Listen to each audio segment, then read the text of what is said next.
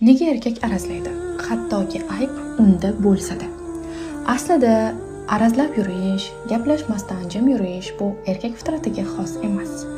Ammo ko'pgina erkaklar aynan shu orqali o'z ayolini manipulyatsiya qiladi. Ayollar fitratiga ko'p gapirish, gapga chechanlik xos bo'lgani uchun ular jim yurgan erkakka qarab o'zini aybdor his qiladi, zerikadi va yana o'zi gap boshlab kechirim so'raydi. Aynan shuning natijasida erkak arazlashni o'ziga eng zo'r usul qilib oladi.